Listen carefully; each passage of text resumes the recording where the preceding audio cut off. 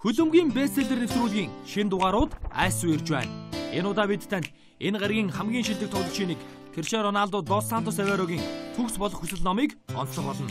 Анган хэнцэр Роналдогийн амьдрал, хөшигний цаадах ирээн бараан зэргийг та манай нэвтрүүлгээс хүлээн авч үзээрэй.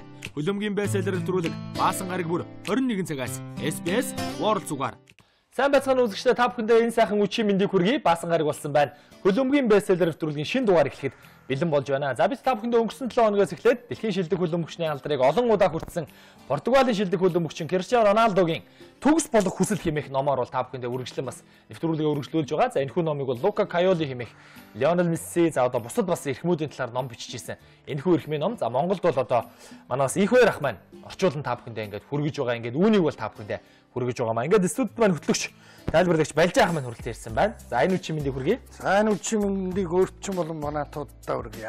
За хоёулаа өнгөрсөн дугаар дээр бол Роналдогийн хүүхэд нас мэрэгжлийн баг руу хэрхэн очсон, хэдэн еврогийн цалин авдаг байсан гэх мэт сонирхолтой зүйлсийг бол ярьсан.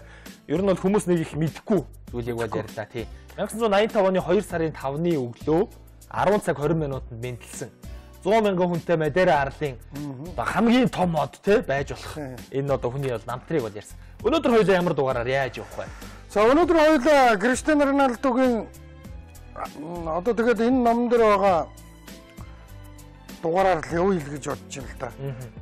Рональдогийнх нь нүдийн онороо гэсэн нэг бүлэг байлээ. Тэр нөгөө 2006 он дээр өрөөний муудалцаа нөгөө дэлхийн авраг дээр өрөөнийг хөөлөгчлөөгөөд эдгээр чинь нөгөө нэг тоглолдог дардс тоглоомондоо авчиад яг голын 10 онон дээр нь нүдээ ирэмж байгааг энэ нүдийн тавьчихсан юм байна шүү дээ.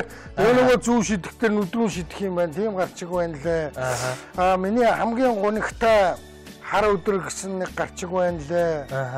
Тийм тэгээд одоо энэ ном дээрээс цааш нь үргэлжлүүлээд бас сонирхолтой хэсгүүдийн товчхон дурдаад явъя гэж бол одоо бодож байна. Тэгэлгүй яах вэ? За тэгээд Роналдогийн хувьд бол одоо өнөө цаг үед одоо бас хөлбөмбөг сонирхогч бидний хувьд яг Роналдо, Месси хоёрын 90-д бол амьдарч байгаагаар би бол үнэхээр баярлж бахархаж явдаг. Тэгээд энэ гайхалтай хөлбөмбөгчийн ингээд ямар ч үсэн мэдлсэнд нь бол их баяртай байдаг. Тэгээд олон ч одоо сенсацийг дэгдээлээ, олон ч зүйлийг үйлдэлээ. За тэгээд тэр дундаас бол миний ер нь бас Роналдотой холбоотой нэг хамгийн харамсалтай ч юм уу хамгийн гоё хүчүүдийн нэг нөгөө Ирина Шейктэй холбогдоод их олон жил энэ хоёр ч одоо дэлхийг бас байлдан дагууллаа штэ. Тэгсэн. Тэгээд одоо салаад сарнаад ингээд явуулсан.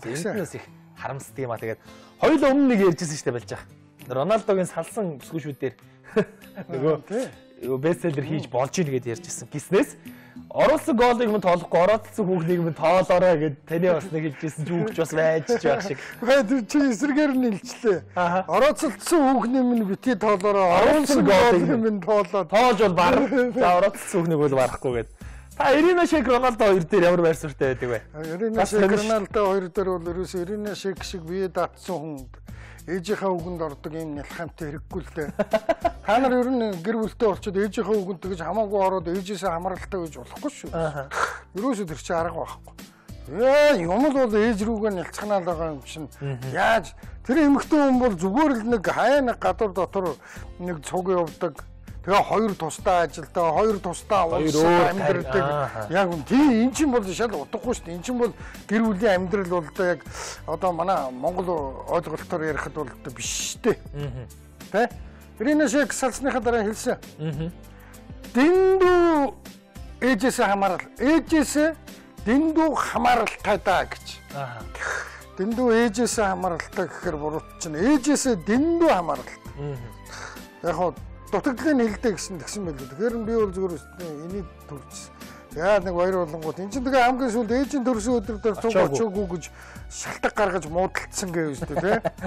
Одоо авраг бол ерөөсө байнгын тэр Марокко руу өлөө Алжир руу очиж байгаа шүү дээ. Ерөөс шүн болгон шахуу. Юуныхан бити яваа тийшээ гэдэг. Наа чи тийшээ шоудж л байхгүй. Бүр тэр хаавс Африкийн арлуу. Тунис, Марокко, Алжир, Египт гээд нэг 4 араб улсууд байна шүү дээ. Эдний чинь нэг рүү нэг найз руугаа бол ерөөсө байнга явж байгаа. Тэр айгуул тэр найз нэг спортинг нэг өрөөнд байсан нөхөртэй айгуул. Реал Мадридийнхэн бүр одоо бүр өдөрдох зүйл хуралдсан. За. Чи бити дуусаргаараа тэнэдээ хөөш. Тийм харин нэг тийм болсон шүү. Тийм болсон тий. Ерөөсө наад чинь бол ерөөсө бүр тэгээ одоо Рамосыг байлцуулж байгаас хуралдсан тий бүр. Багийн алч тий. Тэгэхээр бол одоо Шейкийн тал дээр бол би бол одоо тийм бодолтой байгаа. Бие даатсан эмэгтэй дээр Ээжээсээ хамааралтай хүүхэд очиж болохгүй л дээ. 2010 онд сагсан бөмбөгийн дэлхийн аварга Турк зохион байгуулагдаад. За. Турк их сайн тоглоод нөгөө Хедо Туркоглу гэж сайн тоглоод. Америкийн шиг бараагүй л дээ финалд. Тэр дэлхийн аварга дээр босон тоглолтын дээр хамгийн анх Роналдо нэг аюу үзэсгэлэнтэй бүсгүйтэй явж ирсэн нь Ирина Шейк байж таарсан юм. За. Тэгээ 2010 оны дэлхийн аварга гэдэг чинь одоо тэр чинь нэг 8 сар орчим болж байгаа. За тэр үед болохоор нөгөө мань хүн ч одоо хүүн тухай төрсөн. Яг нөгөө Ирина Шейктэй дүнж үргэлж эхэлж явах үед нь ч юм уу шал өөр хүнээс хүүхдтэй болж исэн нэг тийм нэг зэрэг тэр давхцал гараад тэгэл тэр үеэс хойш Ирина Шейктэй ингээд одоо явж исэн. Тэгээ нэг тийм зүйл өгдөө. Тэгээд бас нэг сони юм болж байхаа сая 13-аас 14 оны улирлаас эхлээд одоо SPS Лизтэй ажилд ороод аврагуудын лигийг тайлбарладаг. Бацаа явахт хоёр Галатасарай билүүдээ Пенер багчаач билүү Реал 2 тоглоход Криштиано Роналдо тэдний талбайд орчоод 3 гол хийсэн. Тэр тоглолтыг би яг тайлбарласан байхгүй юу? Заяахтаа суу. Тэгсэн чинь тэр тоглолтын дээр Роналдо 3 дахь голоо хийчихэд бөмбөгөө аваад яг ингээд гидсэндээ хийгээд нөгөө нэг жирэмсэн үний одоо их нэртэй зориулсан celebration байна шүү дээ. Яг тэр celebration-ыг хийгээд тоглолт дуусангууд бөмбөгөө хэтрик хийсэн чинь авдаг шүү дээ. Тэгэж авч явж байхдаа бас гидсэндээ хийгээд явж исэн. Тэгээд Ирина Шейк жирэмсэн болчлоо би тайлбар дээрээ ч хэлж исэн. Тэгсэн тэгээд тийм зүйл бас болоогүй. Нэг оруулсан голыг минь тоолоорой, ороодсон үнийг бити тоолоорой гэдэгтэй холбоотой зүйл бол юм байгаа. Ингээд нэвтрүүлгийн эхлүүлэхдээ хэдүүлээ бас Роналдогийн одоо сонирхолтой тэр эргэн тойрны Парис Хилтон байдаг, олон одууд бас байдаг. Тэр бас эмгтээчүүдтэй ороотолж ирсэн сонирхолтой тэр шоуны ч юм уу зургуудаар нийлсэн сонирхолтой хэсгийг үзчихээд тэгээд эргээд уулзъя гэж бодож байна. Ингээд хөлбөмбөгийн бестселлер нэвтрүүлэг маань үргэлжилж байна. Хөлбөмбөгийн бестселлер нэвтрүүлгийн шинэ дугаарууд айсуу ирж байна. Энэ удаа бид танд энэ гаригийн хамгийн шилдэг тоглогчийг Криштиано Роналдо Дос Сантос Аверогийн төгс болох хүсэл номыг онцлох болно. Анган хэнцэр Роналдогийн амьдрал хөшигний цаадах ирээн бараан зэргийг та манай нэвтрүүлгээс хүлээн авч үзээрэй. Хөлбөмбөгийн бестселлер нэвтрүүлэг Баасан гараг бүр 21 цагаас SBS World Сугаар. I've been everywhere, man, looking for someone who can please me, love me all night long. I've been everywhere, man, looking for you, babe, searching for you, babe. Where have you been? 'Cause I never see you out. Are you hiding from me? Yeah. Somewhere in the crowd.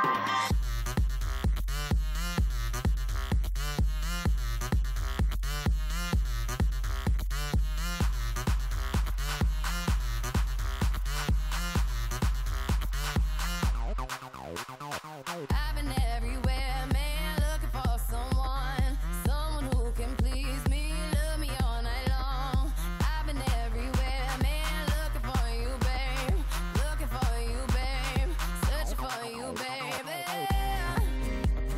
Where have you been? 'Cause I never see you out. Are you hiding from me? Yeah.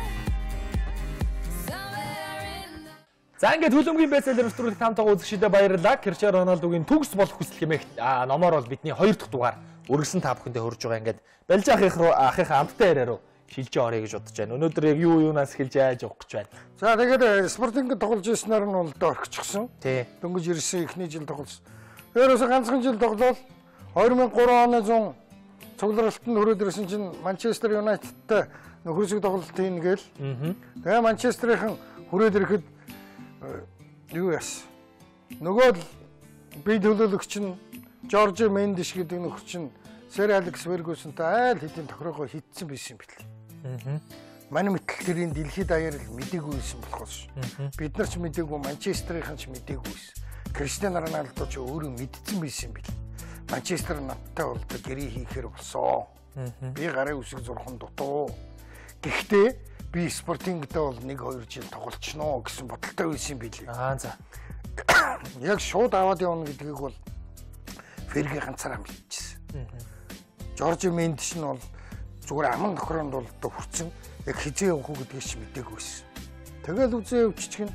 Үзээ явангууд нь Криштиано Роналдо хэд хэдэн ууралтаа хийгээд л тэр жигүүртчтэй өөлөөр дуулуулж өгч гин. Тэгээ Фергигийн номон дээр энэ хүүг авахгүй бол бид нар явахгүй өнтер гэдэг нэг яриад байдаг. Тэр чинь угаасаа Ферги чинь юусоо нөгөө нэг үлдээхгүй тий зүгээр одоо шууд аваад явна гэдэг утгаараа л юм яажсэн байлээ л дээ. Түүнээс Хорхе Мендиш болон Криштиано Роналдогийн ээж энтер бол одоо энэ 18 настай хамт нар яах гээд байгаа юм бэ? 2 жилийн дараа авч яваачтай гэжсэн байр суурьтай байсан юм шиг байгаа юм. Тэр зүгээр энэ олон их сурвалжаас ингээд харьцуулаад ингээ хараад байна. Тэгээд нөгөө Спортингтэй нөхөрсөг тоглолт хийчихэд буцаа явж байхад онгоцон дотор л нөгөө Манчестерийн чинь боосоо тэгээ одоо авахгүй муу наад чи одоо Европынхон одоо ер нь хэцүүдлээ шүүнэ тэргээд тэр үед нь ерөөсөө Европын топ багууд айл үжиний санал манлаа хөргүүлээд бол ерөөсөө хилцэн байсан гин мөнгөн үр дүн мөн сонсогдсон ерөөсөө бүр шаал өөр болцохотсон байсан үе юм байна л да. Тэгэл ерөөсөө Фергич ерөөсөө тохиролцоог бол ерөөсөө яаравчлал маш янзын сайхан хийсэн. Тэгэл Бразилийн клубээс энэ хоёр нэг зэрэгч ирсэн. Тэгэл танилцуулга явагдаад англи хэл ерөөсөө мэдчихгүйсэн гэж. Өрөд онны эслэрөө орж ирэхэд нь урдаас нь мэдчлээд нэг юм яриад ахчихгүйсэн. Авраг бол ерөөсөө үгүй ч ойлгоочихгүй гэж. Тийм. Нэг хөгжилтэй бичлэг байдаг шүү дээ. Нөгөө сурвалжлагч тоглолтын дараа асуулт асуусан чи Гари Невил Роналдо хоёр суудсан. Тэгээд юу асууж байгааг нь ойлгохгүй Роналдо бодлоо баахаа инээж хагаад гэсэн чи нөгөө Гари Невилээс дооёлол авч байгаа тэр их орно. Анх бол тийм байсан. Одоо бол өстой англиар бол нөгөө бидний хэлдгээр ус-цаас гэдэг шүү дээ. Тий. Тэгээд юу яасан? Тэгээд Манчестерийн тоглогч нь болсон. Манчестерийн тоглогч бол ерөөсөө маш сайн тоглосон нь бол одоо дэлхийд даяар бол одоо илт байгаа. Тэр юу яасан шүү дээ. Тэгжээс нэг Манчестерийнхныгаа уурыг хүргэдэг чи 2006 оны дэлхийн аварга дээр өрөөнийг нөгөө хөөлөгчөд нэг нүдэрэмж балаараад ин чин. Тэгсэн шүүгчдэр очиж яа. Шүүгчдэр очиод өрөөнийг хөөлөх талаар инээ тэрэ бол ингэсэн. Тэгээд бол одоо номон дээр ч байлаа. Би бол одоо ямар шүүгчд нөлөөлдөг хүн биш, шийдвэр гаргадаг хүн биш. Яг хоо тэгэл нэг тоглолтын явцад тэгсэн. Тэр нүдэрэмж байгаа асуудал бол ерөөсөө ингээ нүдэрэмж чинь Скалари тэндээс за өрөөний хөвгчтэй одоо чи тэнд тоглоно штэ тэгэн штэ ингийн штэ нөгөө энийгээ мэдж байгаа үз ингэж явна шүү ингийн шүү ч гэсэн юм уу тэгэнгүүт мэдж байгаа гэд ингэсэн царай юм байна л да. Тэгсэн чинь ерөөсөө өрөөний чамайг очиж байгаа өстө нэрэ бэлтгэл дээр өстө анхны цугларалтан дээр өстө чамд ойлгуулж өгнө гэж Жерард дэлхийн аваргаас хожигдож ирчээл өстө яаж багийнхаа андыг ингэж чадчихна би бол өстө тэхэхгүй мэхэхгүйгээл ингээл том нөлөө бүхий улсууд Криштиано Роналдо нэрээ юу юм бэ нэ яаж байгаа юм гэдэг нь одоо өстө муухай жүжигчин одоо өстө тэр ариун шудраг тоглолт фэр плей гэдэг чинь хааван маань энэ төр гэдэг ингээд байсан зунжингаа юм болоод явангууд 8 сард Сэр Алекс Фергюсон өөрөө бараг хувийн онгоцоор давхиж очсон юм шүү. Аврах дээр. Вэ чи очиод байр байдалтай танилцаа тий. Чи ер нь очихт нь хэлсэн юм байна. Би бол ерөөсөө англи руу очимооргүй байна уу? Одоо иршиг ерөөсөө гэрээ мэрийг цуцлаа. 21 настай хүүхдэрээ л байгаа шүү дээ. Тий яг үнэ. Одоо ерөөсөө болио шиг гэдэг. За. Наад чи амстай мэдээгүй юм биш үү? Тэгсэн чинь Сэр Алекс Фергюсон вэ чи яваад очоо тэр бэлтгэлийн бааз дээр чамайг тэр гадна дотны юмнууд орохгүйгээр нэг өрөө машин янзлаад тогтчулсан байгаа. Тэр чам руу дайрж ороод фанатууд энэ тэр ингэхгүй тэхгүй гэл. Тэгээ тэр хоёрыг дэргий чинь авчрангуудаа Ферги чин за та хоёр одоо л наана учраа олж гарч иргээд нэг 3-4 цаг ирээд нэг өрөөнд өрөөний энэ хоёрыг төвчсөн юм байна. За. Яг үнэ тэгжээж энэ хоёр чинь гарч ирэхдээ хэл амаа үг хэлээ нэг болгоод тэр дотор өстө өрөөний аваргыг шанаад авсан ч юм уу яасан ч бөөмөд. Юусе хинч тэрийг харахыг ч үсээгүй, сонирхохыг ч үсээгүй. Тэгээд эн чинь бас нэг тийм юу яагаад бас нэг замаа засаад өрөөний намайг сайн тоглоорой гэж мессеж ütсэн. Битгаар өрөөсөө муудалцаагүй энэ төргээд тэр ч тэр Хорхе Мендишийн заавар л баг л та. Тэ? Тэгээ нэг Мендиш нэг тийм яриад ингээд тэгэнгүүт Криштиано Роналдо ч арай хийж нэг юм тэгж хөөрх юм тэндээс нэг мултарч гарч ирээд. За дараагийн нэг хил ам нь болохоор бас нэг 2003-4 оны үед дөнгөж ирснийхаа дараа гэвгэнт нэг эмэгтэй хүчирхээсээ хэрэг толбогдож дэлхийн нийтийг шуугуулад нөгөө дэлхийн нийтийг шуугуулсан шал худлаа байсан болж таарад ингээд Ван Перси хүртэл Амстердам дахиж очиод Арсеналын тоглогч байхдаа бас нэг тэгээд нэг цагтаа дээр саатуулагдчихсэн түүх мүх байдсан байна. Тэгээ номон дээр бас нэг түүх мүхээс дурдсан байна лээ. Тэр ингэжсэн намайг худлаа ингэж одоо бүр нөгөө сэтгэл зүгээр нь унагж байгаа тоглолт моголтод байхгүй болгох ч байдаг юм уу? Нэг бол хэвлэл мэдээллийнхэнд өгөө шайж өгдөг ч юм уу? Яадаг ч нэг ийм л оддуудад бас нэг тохиолдол бас нэг зовлон юм байна л та. За тэгээд тэр бол худлаа өрөөний битгаар муудалцдаг бол нэг ийм юмнаас болсон юм аа, ингэсэн юм аа. Намайг харахад бол одоо би шүүгчд нөлөөлөд хүн хөөлөгдөг хүн бол бишээ гэх. Энэ хэрүүл оруулалт чинь юусе хэдэн минут үргэлжилсэн шүү дээ. 2006 оны дэлхийн аварга дээр чинь. Тийм ээ. За тэгж итэл одоо бас нэг хамгийн хүнд нэг сэдв байгаа. Ааха. Хамгийн үндсэд 2006 оны дэлхийн аваргад явахын тулд Москвад сонгон шалгаруулахын хамгийн сүүлийн тоглолтыг хийх гэж байхад аав нь нас бардыг. Би тэрийг хаяа нэг тайлбар дээр ярьдаг юм. Тэгсэн чинь тэр яг тэрийг Оросууд аав нь нас ороод ингэсэн гэж үчээд байдаг. За үнэн хэрэгтээ яг тэндээ Москвад ямар уур амьсгал болов, юу болов, яав, ийв гэд ингэнгүүт ингэдэм байна. Маргааш нь тоглолт болох гэжсэн чинь дасгалжуулагч Скалари дуудаж гин гэдгсэн. Тэгэнгүүт өрөөнийг нь Криштиано Роналдо өрөөндөө кино үзсэн сууж байгаад тэгээд яах гэж байгаа юм бол гэдээ яваад орсон чинь багийн ахлагч лууш фигүү сууж гин гин. За ямар сони юм бэ эн чинь. Нэг тактик ярих гэж байгаа юм бахтаа гэдгсэн чинь. За ингээд аавчин бол одоо хороогийн мөнх усыг бол одоо үзүүллээ тэгт. Миний хөө одоо онгоцоор буцуул уцтаа чамд хүн амтан гаргаж өгөөд манай албаныхан ч гэсэн бас тэгээд туцхай ирээсээр бол одоо буцаая даа гэсэн гэд. Тэгэнгүүт манай хүн чинь одоо би тоглоно. Нэгэнт одоо энд тоглох гэж ирсэн. Одоо тэнд үйл явдал одоо дууссан бол одоо би тоглолцоод явъя. Угаасаа маргааш орон тоглох. Би очиод ч аав минь сэтгүүгээс хойш гэж хэлсэн тийм. Тэгэл ерөөсөө тоглолтод орохоор болсон. Наацсан тэгээд нөгөө яваагүйгээрээ Орос Португал хоёр тэгдэгийн харьцаатаагаар тэнцтэй. Тэгсэн чи яваагүйгээрээ бас нөгөө багийнхныхаа сэтгэл зүйд нөлөөлчтэй юм байна л. Тэр тоглолтын өмнөх уур амьсгал бол ерөөсөө яг л оршуулган дээр байгаа юм шиг, яг л гашуудлал дээр байгаа юм шиг. Португалийн шиг шээ. Нэгнийх нь аав өнгөрчөөд байхад наадас наргээд айлтай нүш бүгд ингээл чимээгүй суугаад байдаг. Скалара нэг ёсыг удаж тактик юм ярьсан. Нэг тактик ярьсан байлгүй бодвол тэгээд гарааны 11 тавьчихсан. Скалара ерөөсөө гараанд гарахгүй сэлгэн суулгахгүй гиж за уутгар гуныг шаналлаасаа салаг өөрөө хөл өмгдөө дуртай юм чинь гээд тэг гараанд гаргасан. Тэгэл ерөөсөө тэр тоглолт бол зүгээр тэгээд Оросууд ч илүү дутуу юм болоогүй дараа нь сэтгүүлчид энэ төр яагаагүй тэгээд тийм өсөх хэрэгдүүтэй энэ ялхамтай 22 3-тай байсан 2005 онд чинь энэ амтныг ингэнгүүт чинь тэгээд яршиг гээд ерөөсөө тэр Оросын тэр тоглолт бол ерөөсөө тэгээд ингээ байхгүй. Ерөөсөө Оросын тайлбарлагч гэсэн хэлжсэн юм л да тэрийг би бол үзчихлээсэн. Тэгээд нэг энийг бол одоо дэлхийн хамгийн одоо миний амьдралын хамгийн муухай хар өдөр гэсэн байна лээ. Тэгэхээр бол одоо аавынхын талаар бол одоо бас нэг хэдэн үг хэлье гэж бодож байна. Тэр аав Диниш Авейро гэдэг нөхөр бол одоо би өөр их сурвалжаас бол уншсан. За Америк нэгдсэн улсын 45 дахь ерөнхийлөгч Регний Рональд гэдэг нэрийг хүүдээ өгсөн.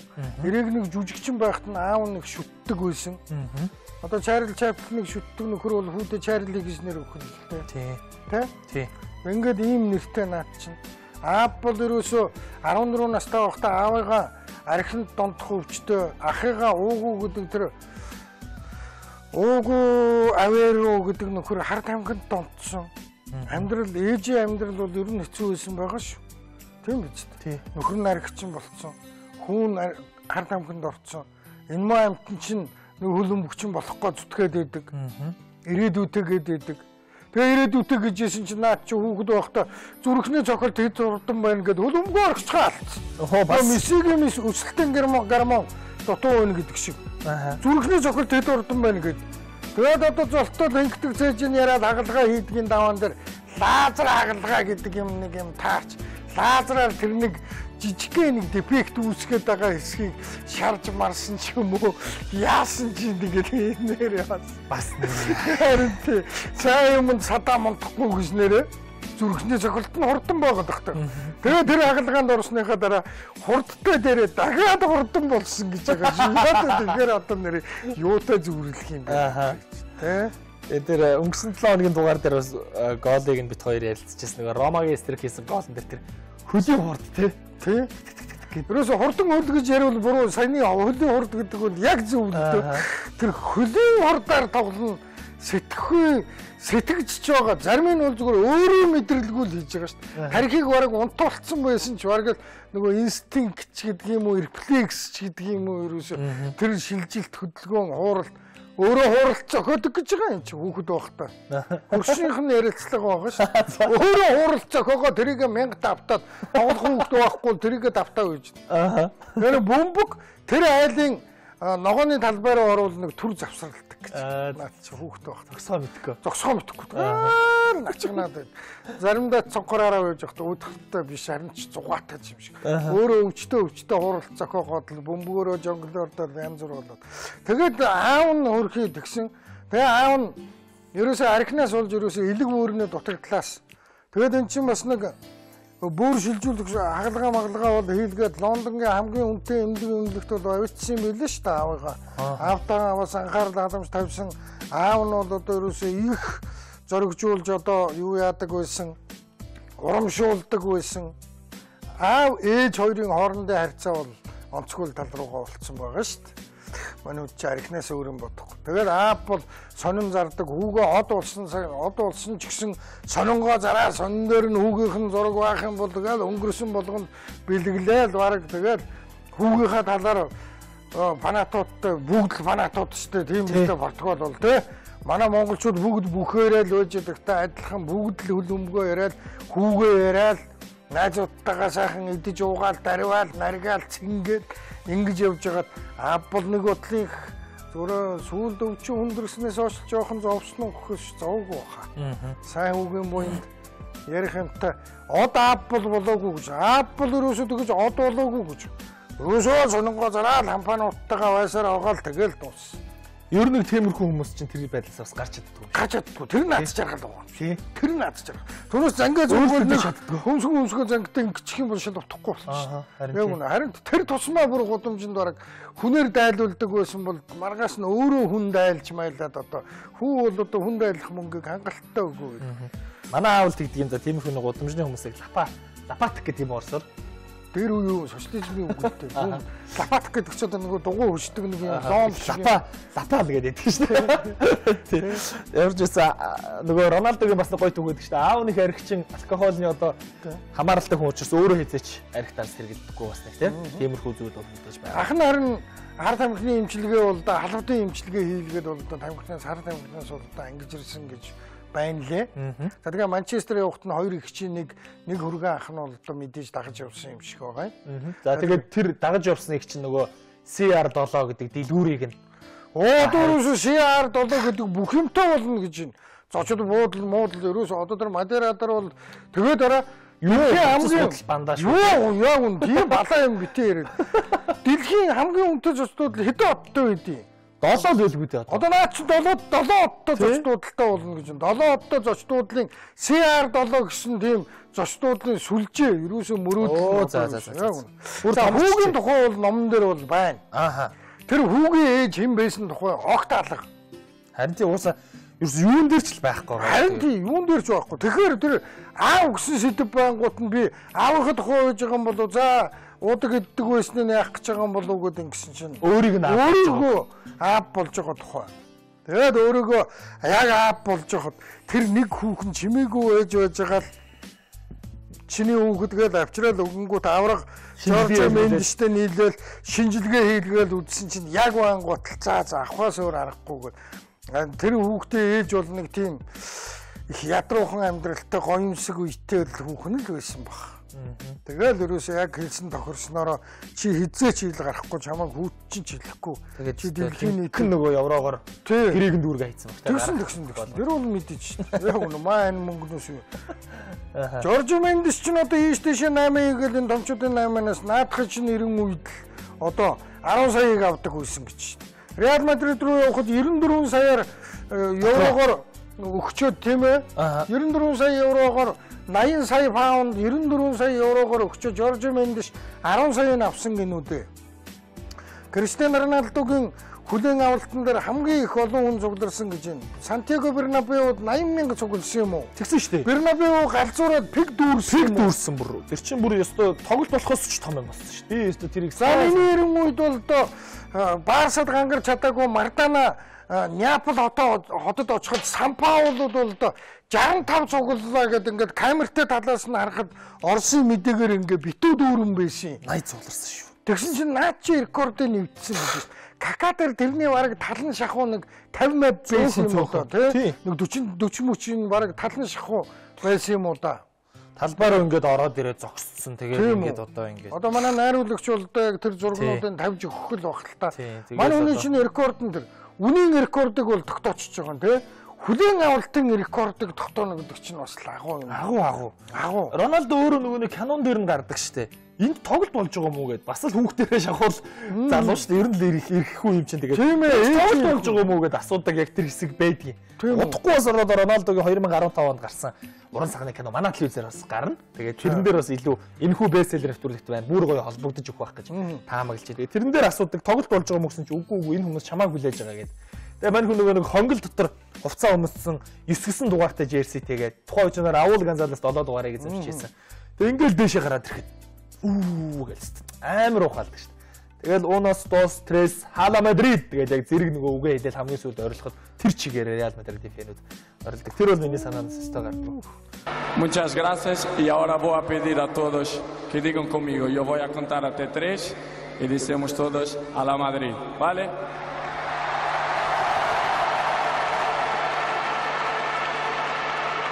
Vamos. 1, 2, 3.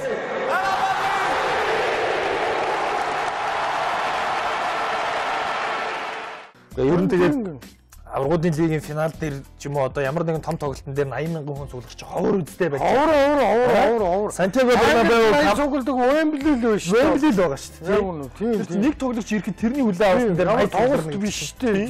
Тийм. Ийм агуул байна да тэгэл зөвхөн нэг хүлээ авалтаараа 80,000 хүнийг бол цуглуулж байна. За тэгээд тэр Рүүни гэснээс тэр хэсгийг бас айгуу сайн сандъя. Рүүни хин хоёр Манчестер Юнайтед нөгөө бэлтгэлийн юун дээр уулзахдаа шууд инээлдэл гараад ирдэг. Одоо нөгөө нэг хэвлэлийнхэн чинь яаж энэ хоёр чи яаж уулзах нь вэ гэж харж. Чи өөрөө нь үст гарч ирж байгаа. Фергюсон тий?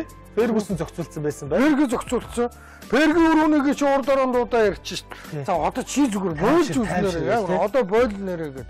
Рүүнийтэй ярьчаад тийм байхгүй. За би тэгвэл яваад Роналдог дагуулад ирээгээ цац чи онгоцсон цуугаа гараа хүсчих. Өөрөө онгоцсон унаад тий? Очоод тэгээ чи хүрээд иргээд бүх юм бүр бүгдийг зохицуулсан байсан. Ерөөсөө энэ чинь айгүй гой тэгж зохицсон. Манай Монголд бол тэгж зохицуулалт айгүй ховор шүү дээ, тий. Улаан халзал өөрөөсөө л тулна шүү дээ. Тийм биш дээ. За тэгээд болж байхаа. Одоо ингээд Криштиано Роналдо өнөөдөр бол 2016 он гэдэг маань 31 нас хүрчлээ. За одоо ер нь 3 жил топ төвшин тоглох үетэй л байгаа байх гэж би хардгийг. 34 35. Таны бас нэг саяхан нэг хэвлэл мэдээлэл сошиал ертөнцид өгсөн мэдээллийг бас олж уншлаа. Хятад явна гэсэн байвуу та таачаад. Үгүй. Эсвэл одоо Paris Saint-Germain-ыг зорно гэсэн үү? Та бас нэг ерөөсөө зүгээр юм одоо бол ерөөсөө Криштиано Роналдо юу яана? Энэ зун явах уу? Явна. За, яагаад? За, одоо цагаан чинь одоо Бээлийн төлөөлөгч нар Бээлийг нэгдүгээр хөзрөө болгоо гэж шахаад байна шүү дээ. Флорентино Пересийг. Флорентино Перес энэ хүний төлөө зарцуулсан 94 сая еврогоо отоод олж явахгүй хизээ олж авах юм бэ амглаа. Тэгэхгүй бол одоо болохгүй шүү дээ энэ чинь. 3 жилийн дараа Криштиано Роналдог Хятад руу нэг зарж болно. Ачаа хамгийн сүүлд Хятад юм аа Америкт очих байх л да маань хүн. Хятадыг тоохгүй л дээ. Хөл өмгийн орчин Хятад их муутай учраас тийм биз дээ. Өвөл мөвөл болдог. Мяа гэдэг ингээд явах. Америкт очно наад чинь. Гэхдээ Америкт очихдоо наад чинь нэг багтаа одоо нэг багтаа 3 жилийн гэрээ хийгээд тэр гэрээ дуусахаар Америкийн багтаа хийсэн гэрээнийхээ бүх мөнгийг өөрөө авах болцолтойгоор тийм үү? Эхний ч удирдлаганд биш шүү дээ. Тэгэхээр яг өөрөө авах болцолтойгоор. Одоо ч одоо Galaxy тэгж л очоо. Одоо тэгэхээр ингэн манай үнийг энэ зүүн зараад за пресс мөнгө олж авна. Гарет Бэйл гээд одоо бүр ингээд нэг хөзрийн хүнээр ярих юм бол нэг хар хүн болчиход байна шүү дээ. Гарет Бэйл улаан хүн, шар хүн болмоор уу шүү дээ. Номер 1 болмоор уу шүү дээ. Хэрвээ болохгүй бол Бэйл бий явлаа гин. Айгуу. Бэйлийн удирдлагууд, Бэйлийн төлөөлөгч нар манай хүнийг нэгдүгээр хөзрөөрөө тавьдггүй юм бол Танавагаас явлаа. Танавагд ингэж баларт сууж ирснээс Манчестер Юнайтед, Парис Сен-Жермен, Ювентуст очиж нэгдүгээр хөзрөө боллоо гэж ингэн. Эдгээр чинь одоо чинь бас яг нэг чиний хэлдгээр чи нэгдүгээр давтлагч, чи хоёрдугаар давтлагч гэж хэлж өгөхгүй л бол зүгээр ингээ найз нундаа найраа байгаад иж болохгүй гэж би бол тэгж. Йоо яасаа амсгаа өндөртөө чанга явчих. Итгэлтэй байна та тэгээд. Ер нь бол яг энэ үлгэр нэг л таамаг тий. Яг наад хүн чинь өөрөө хүн өрөндөгөө мөнгөнд хандгүй юм шиг үлдэн шүү дээ. Тийм биз дээ. Алдар нэрээс гадна. Тий яг энэ хүн чинь одоо албан буудал барих мөнгө танд одоо яг байна гэж санхүүч нар нь хэлэх юм бол түй 10хан байгаа юм уу 20 буудал байх ёстой шүү дээ. Барилзилд 2 байх ёстой гэд ингээл чичрэх юм билүү яаж мэл тий.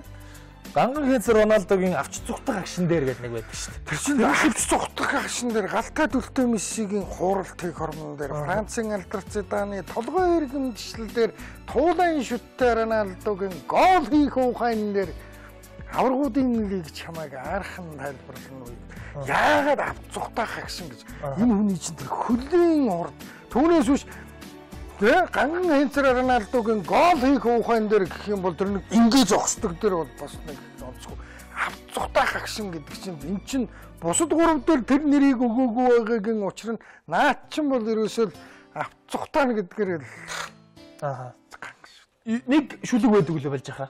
Роналдотой холбоотой нөгөө байлгүй. Зөндөө байгаа юу? Зөндөө байгаа. За нэг гүрвэзэр ах юм. Пүүснээс нь газрын үнэр, Подвалкноос нь Тэнгэрийн үнэр, Хэтвчнээс нь Еврогийн үнэр, Хүзүүнээс нь Орос үсгийн үнэрцэн Криштиано Роналдо гэж одоо ч Оросыгоо болчлоо. Хүчнаач нөгөө болсон гэснээс хадуураад явхад нөгөө Жорж Мендиш нэг 10 ах юм байлгүй. Тэр чинь нэг охинтой ч юм уу, эмэгтэй дүүтэй ч юм уу, тэрийн саяхан хөтлөцсөн явж байна. Найзынхаа. Тийм үү? Тийм. Сайн нэг арга хэмжээнд тэр киноны нээлтэн дээр ирсэн үе. За чи киноны нээлтэн дээр Роналдо түүнтэй цуг ирсэн. Ээжтэйгээ хүүхдтэйг л байсан да. Тэгээ найзуудтайгаа. Бүсгүй байсан. Тэр киноны нээлтийн дараа нэг үдшийн зоог болсон уу? Болсон байна. Эд мэн чигээ мөрөөд ирэн дүү мүүтэ. Монголчууд бол айгүй чи миний дүүг эргүүллэг наад урчдаг хүн байгаа. Зүгээр ямар ч байсан мэн чин дүүг хөтлөөд ирсэн. Оросын нөгөө сайт дээр чин зураг мураг нь байна л. Тэгээд нөгөө ганган голыг нэвтрүүлгийг манай Балжаах бас их гоё чимдгэлтэй. Балжаахтай их баярлдаг. Гой голууд оронгууд за энэ л ганган гол байна. Энийг л одоо хийхгүй бол амгалаа одоо тэгээ алдс болох байлгүй тэгээд хэлдэг. Тэгээд ганган гэдэг үг одоо Роналдод бол өстой 100% тохирно үз. Би чамд ганцхан захиас л захин. Чи бити тэр бусад балаа юмнууд дээр ганган гэдэг үгийг хэлээрээ заа. Чи бити нэрээ манай Зуба гол хийчихвэл чи бити ганган Зуба энэ төр гэрээ заа. Юусе тэр гоё үгийг вэ шүү дээ тий. Хүчийг алдуулаа хийчихдэг байхгүй. Тэр үнэхээр чи наад үг чинь юусе ганц л хүнд зориус. Наад хүний чинь бүх юм нь ганган. Чи тэр хувцаа тайлбар тэр 14 оны аваргуудын лиг дээр тэр булчин шөрмөс бие бэлдэр одоо эн чин нарийн ярих юм бол Монголд ирэх юм бол эн чи бараг хар нөхөр байгаа шүү дээ нарийн ярих юм бол тийм ээ тий улаан хүрэн энэ варсны өнг шүүднүүд чи одоо миний одоо юуг нь муухай гэх юм бэ нэг амар гол хийгээ шортос өгөхөд миний гуйг харж байна уу гэх сэлгээний нээлтэд санаж байна нэг амар гол холоос хийчихэд ийм үдэн гуйр хийж явахтай орохгүй яадаа энэ гэдэг хүнээр тэгээд тэр хөлийн гიშгэгдэл ийм шоом шулуухан бүр дээр үе монголчууд харах юм бол одоо бараг сарын хөлтэй гэмээр юм шиг шоом шулуухан ямар ч өөгүй бүтэн гიშгэлттэй. Загвар өмсөгч одоо загвар өмсөгч биш баг сайхан залуу юм да тэгээд Насны эцэст одоо ямар хүнтэй нэг гэр бүл болсон явж байгаа юм бол да. Би ч одоо ээжийн дараа л хүн олдно доо. Ээж амьд байх ч болтохгүй дээ. Манай хүний эмэгтэй хүн тавьж байгаа шаардлага нь бол шүү дээ. Чи миний ээж шиг л вэ гэсэн шаардлага тавина. Ээжийн их хүүхдүүд ерөөсөө тийм шаардлага тавьдаг амьдралын ном байна. Миний найзууд дотор ч байна. Эмэгтэй хүн миний гэргээ бол миний ээж шиг л байх хэвээр.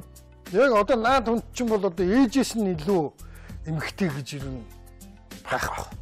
Тэрний орон зүгээр тэр түүнээс алжир луга 7 хоногт 2 нисчээ явжсэн намайг. За. За ингээд нэвтрүүлэг маань энд хүрээд энэ удаагийн дугаар маань жаргаж байна үзэгчтэй. Криштиано Роналдогийн төгс болох хүсэл гэж энэ сайхан номоор бол би та бүхэнд бас манай балжаахан хамттаагаас хамтдаа яриаг бол хүргэж байгаа. Тэгээд хоёулаа дараагийн дугааруудаар танд ямар сонир сайхан сэтгэл байна. Одоо ер нь бол энэ YouTube захин муудсан тавигдсан бит хоёрын бас бестселлерс хамгийн их хүн үзсэн дугаар бол нөгөө Криштиано Роналдогийн талаар ярьсан Фергюсны хэсэг бол одоо хамгийн их хүн үзсэн байдаг. Тэгэхээр одоо энэ дугааруудыг бас их хүн олон хүн таашаах болов гэж харж байна. Дараагийн дугаараа. Тэгэхээр бол би дараагийнхаа бол ингээ гэж бодож байгаа. Сэр Алекс Фергюсонтой ямар хүн байсан тэрийг яри, Мориньотой ямар хүн байсан тэрийг яри. Тэгээ бас яг чи бодохоор бас нэг бас ус ярих нэг ганц нэг юм бол олдохгүй л хүү дээ, тийм ээ. Ямар тач энэ дугаар маань энэ ном маань үргэлжлэн тэгээ бодчих хэрэг. За ингээд хамт үзсэн бүх үзэгчдэд маш их баярлалаа. Та бүхэнд аз жаргал хамгийн сайн сайхан үгсээ бүгдээрээ 7 хоног бүрийн баасан гарагт Балжаахтайгаа уулзаж байгаа. Ингээд дараа 7 хоногийн баасан гараг болтол түр баяртай үзэгчтэй. Хөлөмгийн бестселлер нэвтрүүлгийн шинэ дугаарууд айсуу ирж байна. Энэ удаа бид танд энэ гаригийн хамгийн шилдэг тоглогчийг Криштиано Роналдо Дос Сантос Аверогийн төгс болох хүсэл номыг онцлог болно. Анган хэнцэр Роналдогийн амьдрал хөшигний цаадах ирээн бараан зэргийг та манай нэвтрүүлгээс бүлээн авч үзээрэй. Хөлөмгийн бестселлер нэвтрүүлэг баасан гараг бүр 21 цагаас SBS World Сугаар